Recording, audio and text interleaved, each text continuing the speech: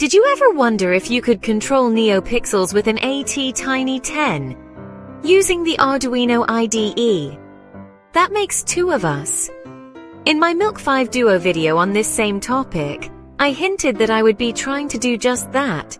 So this video documents my journey exploring the possibilities of using a minimal MCU to drive a NEOpixel strip. It is amazing how an MCU half the size of a pixel can do so much. Spoiler alert, we won't be using any libraries or normal Arduino functions. In fact, we will barely be using any C at all. Please check the description for links to the Hackaday blog and the downloadable Arduino sketch. The ATtiny10 is quite small, with limited resources and capabilities, so this project presents an interesting challenge. Are we up for it? In previous Tiny10 videos, I outlined how to use the Tiny10 core boards package. We will be using this throughout these videos. I think a reasonable person would not even attempt this project with Arduino.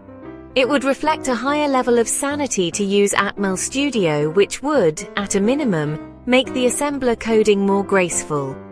For many years, I resisted ever using Studio because I am a confirmed Linux bigot. But recently Microchip has released an updated version with a new name, MPLabX. I have downloaded it and proven that it does indeed run on my Mint system.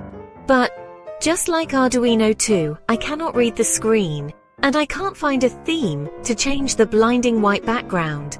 So we will have to put up with the cumbersome way Arduino allows us to insert assembler instructions into our sketches. So how will we go about lighting up some pixels with this monster of an MCU? In my Milk 5 blog, I covered the details of how to control a strip. Basically, we need to generate a series of NEObits, which are actually a set of 3 pulses. The strips expect the pulses to arrive as a 2.5 MHz asynchronous stream. This means that the core timing is based on 400 nanosecond units. A NEObit 0 is a 400 nanosecond high, followed by an 800 nanosecond low. A 1 is an 800 nanosecond high, followed by a 400 nanosecond low. With a more capable MCU, this could be accomplished using timers or SPI, as I did with the Milk 5. But the Tiny10 requires some bit bashing to get the job done. If we assume that our optimized compiler can flip a GPIO pin in 1 clock cycle using the setbit, SBI, or clearbit, CLI instructions, we need a minimum of a 2.5 MHz system clock. This would leave us very few cycles to control program flow. The maximum clock rate using the internal oscillator is 8 MHz. This is actually barely enough to create our pixel stream. At this point, I would like to mention that development at this level required the use of a logic analyzer. Hopefully with this project I have saved you the trouble. We begin by creating 4 macros. The on and off macros just turn the GPIO on or off. They are also the fundamental building block of the timing and are written in assembler. Here we see the waveform generated by an off-on sequence. We can see that the logic analyzer thinks that the pulses are not exactly multiples of 125 nanoseconds wide. This would be due to running the analyzer at maximum speed. In actuality, they are 1 divided by 8 MHz equals 125 nanoseconds. The 0 and 1 macros are simply sets of 9 on and off macros in the appropriate order. To form a 0, we issue 3 ons, which gives us 3 times 125 equals 375, followed by 6 offs, equaling 6 times 125, or 750, which is within the spec of 800 nanoseconds.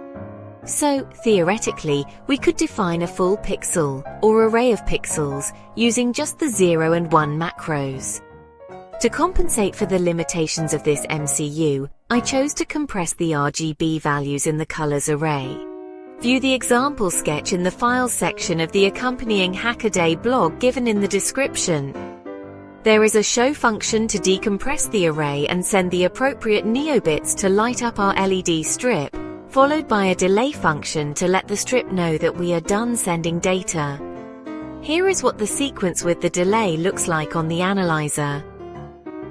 With some appropriate manipulations of the colors array combined with some delays, we can achieve rudimentary animations.